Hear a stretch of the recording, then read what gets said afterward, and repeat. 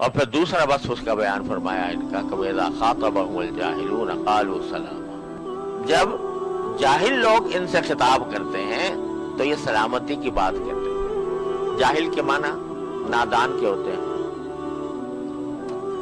تو نادان لوگ جب ان سے بات کرتے ہیں، خطاب کرتے ہیں۔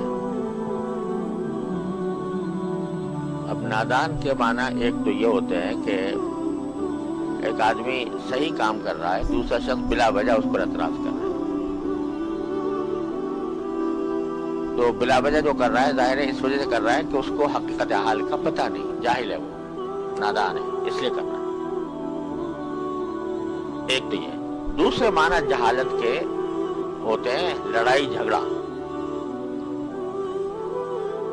عربی زبان میں جہالت کا لفظ جو ہے وہ لڑائی جھگڑے کے لیے بھی استعمال ہوتا ہے۔ الا لا یجہلن احد علینا فنجہل فوق جہل الجاہلین، وہ حماسہ کا شاعر کہتا ہے کہ کوئی ہمارے ساتھ جہالت کی بات نہ کرے، یعنی لڑائی نہ کرے، فنجہل فوق جہل الجاہلین، تو ہم اس کے ساتھ بھی پھر جہالت کا ایسا معاملہ کریں گے تو جاہلوں سے بھی آگے بڑھ جائیں گے۔ تو وہاں مراد کیا ہے؟ لڑائی جھگڑا۔ تو جاہلون کے معنی یہاں پر جھگڑے کے بھی ہیں کہ جب جھگڑا کرنے والے لوگ ان سے خطاب کرتے ہیں تو اب جھگڑا کرنا مقصود ہے دوسرے آدمی کا، تو وہ اعتراض کر رہا ہے، ایسے اعتراض کر رہا ہے کہ جس سے جھگڑا پیدا ہو۔ تو فرمایا کہ یہ اس کے جواب میں کیا کہتے ہیں؟ سلامہ۔ اب سلامہ کے یہاں پر دو مطلب ہے، ایک یہ کہ سلامتی کی بات کہتے ہیں، شرافت کی بات کرتے ہیں، اور یہ کہ لفظ سلام کہہ دیتے ہیں، سلام بھائی۔ تو سلام کے کیا معنی؟ کہ وہ رخصتی سلام، کہ بھائی معاف کرنا، اب میں آگے کچھ بات کرنے والا نہیں ہوں آپ سے، بس سلام۔ جیسے ابراہیم علیہ السلام نے فرمایا تھا اپنے باپ کو، سلام علیک ساستغفر لک ربی۔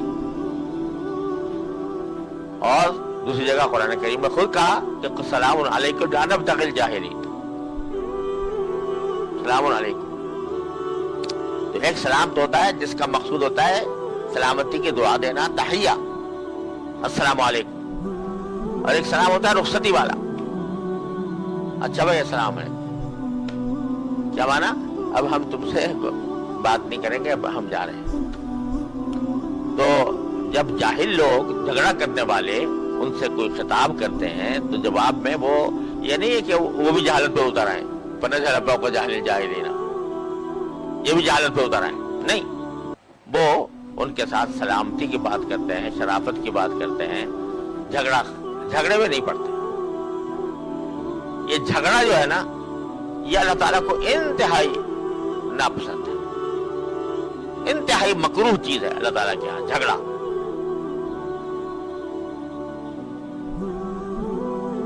یہ وہ چیز ہے کہ جس کے خاطر شب قدر کی تعین اٹھا لی گئی۔ حدیث میں آتا ہے کہ جب نبی کریم صلی اللہ علیہ وسلم کو شب قدر کا پتہ دے دیا گیا تھا کہ فلاں تاریخ میں شب قدر ہوگی، لیکن جب آپ باہر نکلے تو دو آدمی لڑ رہے تھے آپس میں، تو اس لڑنے کی نحوست کی وجہ سے آپ بھول گئے کون سی رات تھی۔ اللہ تعالیٰ کے ایک مٹی بلانا ہی مقصود تھا۔ تو جھگڑا ایسی خراب چیز ہے کہ یہ شیطان کو اپنے گھر میں مقیم کرنے کے مرادف ہے۔ جھگڑا کرنا چاہے وہ گھر والے آپس میں کر رہے ہوں یا کسی باہر کے آدمی سے کر رہے ہوں، تو یہ جھگڑا جو ہے یہ روحانیت اٹھا دیتا ہے، یاد رکھو، جھگڑا روحانیت ختم کر دیتا ہے۔ حضرت امام مالک رحمۃ اللہ فرماتے ہیں کہ المراء یذهب بنور العلم، جھگڑا علم کا نور لے کر چلا جاتا ہے، علم کا نور ظاہر کر دیتا ہے۔ اچھے خاصے آدمی ہو، اللہ کو ذکر کرتے ہو، قرآن شریف پڑھتے ہو، نمازیں پڑھتے ہو، نفلیں پڑھتے ہو، لیکن طبیعت میں جھگڑے کرنے کی عادت ہے.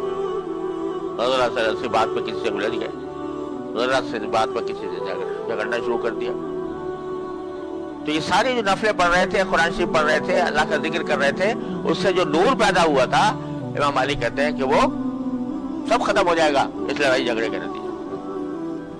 المراء يذهب بنور العلم، وہ علم کا نور ظاہر کر دیتا ہے. میں کہتا ہوں روحانیت کا نور ظاہر کر دیتا ہے.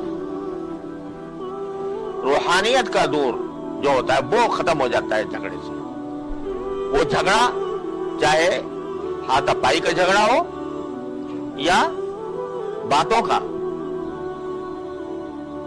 جھگڑا ہو، یہ اس کو برا بھلا کہہ رہا ہے، وہ اس کو برا بھلا کہہ رہا ہے، یہ اس کی تردید کر رہا ہے، یہ اس کی تردید کر رہا ہے، یا اس قسم کا ہو جیسے مناظرے ہوتے ہیں. آج کل مناظرے جو ہیں یہ ان کی حالت ایسی ہو گئی کہ وہ جھگڑے ہیں. وہ حقیقت میں مناظرہ کے اصل معنی کیا تھے؟ مناظرہ کے اصل معنی ہے اجتماعی غور و فکر، نظر کرنا یعنی غور کرنا.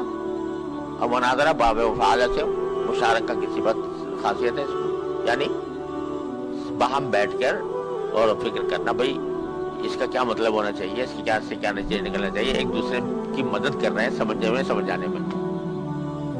یہ تھا اصل مناظرہ. اب ہو گیا وہ مجادلہ، جھگڑا. تو اسی لیے ہمارے بزرگوں نے کہا کہ مناظرے سے فائدہ کچھ نہیں ہوتا، الا یہ کہ خاص خاص مقامات پر ضرورت پڑ جاتی ہے، جیسے بالکل کھلے اہل باطل ہیں ان کے سامنے ضرورت پڑ جاتی ہے، لیکن وہ بھی جادلہم باللتی ہی احسن. تو بہرحال تو یہ جو فرمایا کہ جب جاہل خطاب کرتے ہیں تو سلامتی کی بات کہتے ہیں، تو مقصد یہ کہ جھگڑے سے پرہیز کرتے ہیں.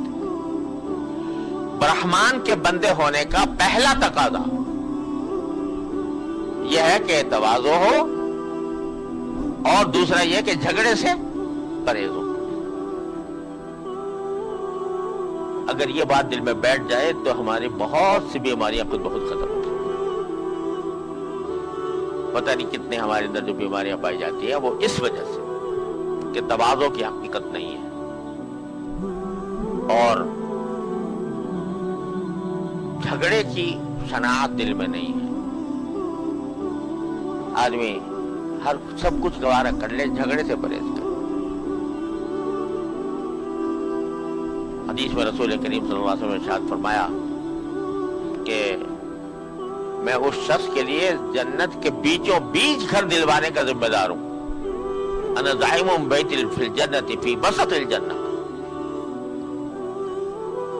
لمن ترک المراء وهو محق.